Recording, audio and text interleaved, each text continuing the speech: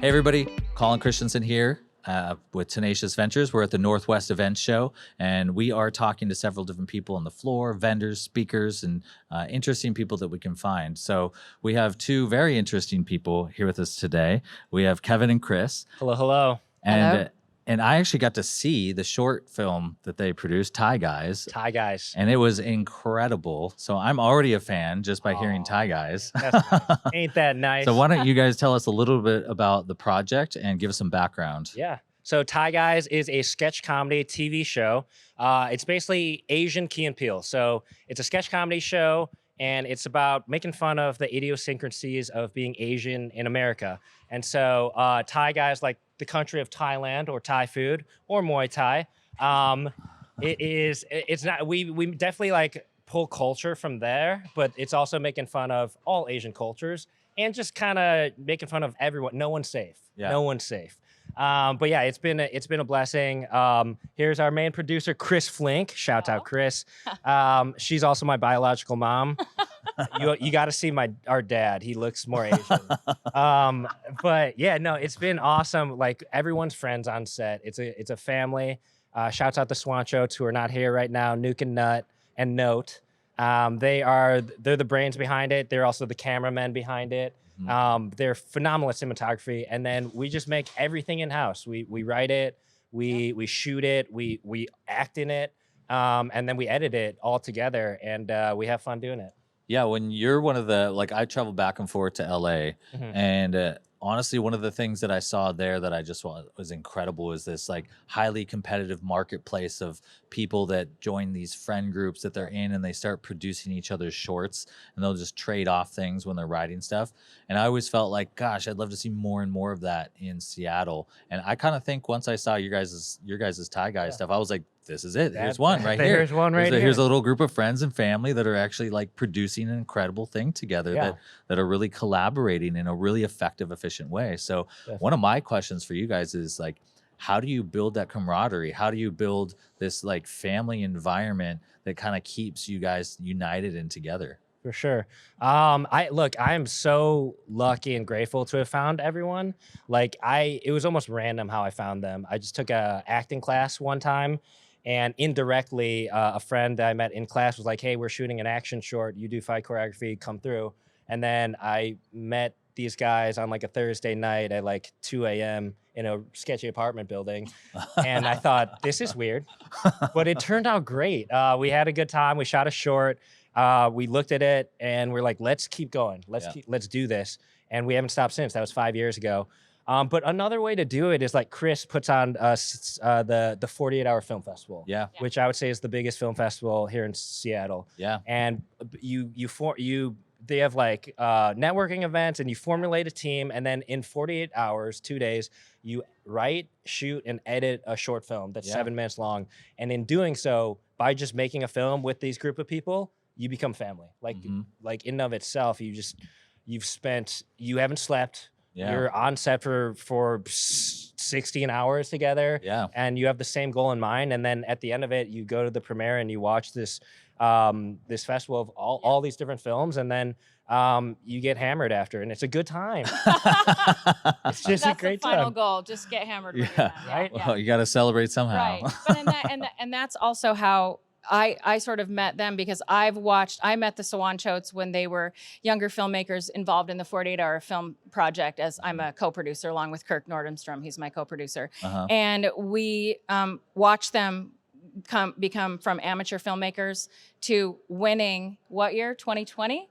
Last year. 2021? No, last year. You talking about Cannes? No, well, that's the first time the Swanchotes winning. Yeah. They won the 48. 3 years ago, during the pandemic. Actually, we had to do a screening outside in Burien in a blow-up screen for the 48 because no one could gather, right? So that was the first year that Swanchotes won, and we sort of look at ourselves as mentors, as producers of the 48, but this is a huge family of filmmakers of all ages, all experience levels, all types of, opportunities. People mentor each other, they train each other, they help each other.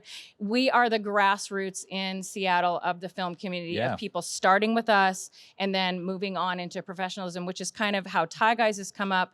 They asked me to be involved as a producer because we all work well together.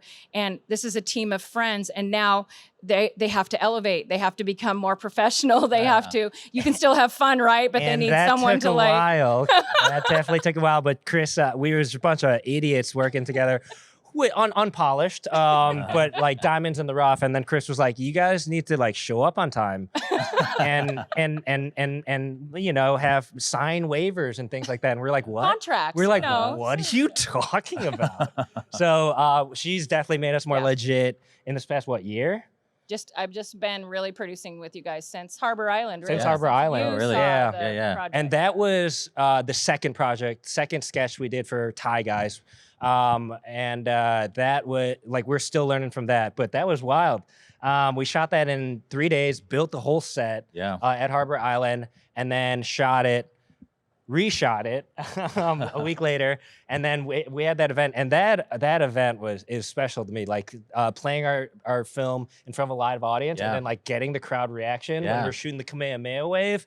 It felt really cool. It just felt really like synergistic, like goosebumps. Goosebumps. So hopefully we do that on a bigger scale once Thai Guys releases.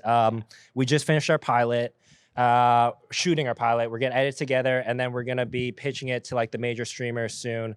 So hopefully you see it on a TV near you very soon. Yeah, that's awesome. So you're pitching basically a TV series, correct? How long are the episodes going to be for that? 30 minutes, but that's with commercials. With commercials. So 20-minute long, 30-minute format, 6 to 8 episodes, and it's like it's almost like the format is almost like a sitcom, and then it plays sketches within the sitcom. Yeah. So we have a lead-in, and then we have an intro, and then we have a lead-in where they're in their apartment talking, sort of introducing the sketch in a way with their social commentary about the sketch. And it's like they're talking about something that happened, and then it leads to the sketch. So there's a comedy sketch, and then they come back, and then they're talking and leading into the next sketch. Yeah, I thought the way that the energy having like the peppered in like jokes like that, and then some special effects that's looking cool. I thought it was well done. Thank you for that. So appreciate it. So, and then Kris, 48 Hour Film Festival. Why don't you? I mean, we've been using that term, but why don't you explain what that is? Right. So it is an international competition. We're in, I think, 140 countries around the world. It is a competition where you form a team of filmmakers and you write, you shoot, you edit, and you turn in a film in 48 hours. So we have a Friday night kickoff. You show up, you get your, you draw your genre. You get 2 genre options. You can pick between the 2. And then we provide you right before kickoff at 7 o'clock, a character you have to use, a prop you have to use, and a line of dialogue that you have to use. So that kind of helps with too much of the pre-writing because you don't know what genre you're gonna get. The teams can prep from getting their locations to getting things ready. Like, if I get this genre, can I use these costumes? You know, that kind of thing. But they just are not supposed to write or anything before that starts. So they get their assignment, they write it, usually Friday night, well into the morning. They prep their team, they shoot all day Saturday, and they're editing and turning it in all day Sunday. Yeah, I've always wanted to actually do one, but every time there's been one, it always overlaps with some big production we're doing. So, but I've always wanted to do it, and then I have so many questions. So like, what is your rule around AI? So that's very interesting that you should say that, because it's not allowed. However, we are introducing an AI specific competition for the 48 that's in beta testing right now. We're doing a couple this year. So that you are allowed. We actually did do one in San Diego. So you are allowed to use AI in these competitions. There are very specific rules about it. I can't tout them off right now, but it is clear you're not supposed to use it. And, you know, honestly, this is kind of how we look at it. Someone's probably going to use AI to write their script, right? I mean, you can kind of tell if they're going to, but also if you're going to cheat, then that's on you. Because, you know, you can kind of tell anyway, and the judges are just gonna be like, nope. Or if we catch wind that you were cheating, you get disqualified before the judges even see you, right? And if you're gonna write something on AI, then I hope you feel like crap, because that's a really crappy way to do it. You just gotta sleep with that, you know? Yeah, and then how do people get access or resources to shoot it? Like cameras, lights, like all that stuff? Yeah, so usually what's beautiful about the 48 is you can't pay anybody. We have people shooting it on their phones. You seriously do not, there's no requirement as to having to have state-of-the-art kind of competition, equipment or state-of-the-art cameras or anything like that, usually it's a group of filmmakers say, hey, we need a sound guy, and can you bring your equipment? And so everybody just kind of pulls together and finds their teams. People use their own equipment that they own.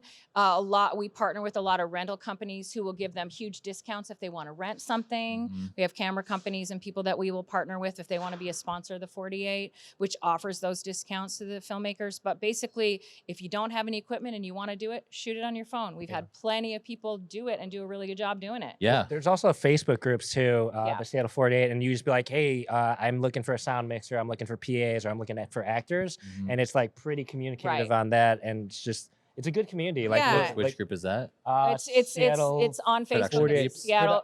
Production Peeps. It's good for like all too. around kind of productions in Seattle, and then this one is the Seattle 48 Hour Film Project, and Facebook group. Cool. I have to join it. Yeah, I can join that, and then gotta join it, and then she will let you in. Yeah. Knock on the door. And but it is the way I like to describe it. It's like Iron Chef for filmmaking. Like you get everyone has to put in these ingredients, which are a character, a line of dialogue, and the prop, and then you draw the genre. Yeah. But the way in which you use it depends on like what dish you're creating. Yeah. Right. Yeah. And so then if you win in your city, each winning city filmmaker advances to Filmapalooza, which is our 4-day film festival. I didn't know that. Last year it was in LA. A lot of our filmmakers just got back. It was in Lisbon, Portugal this year.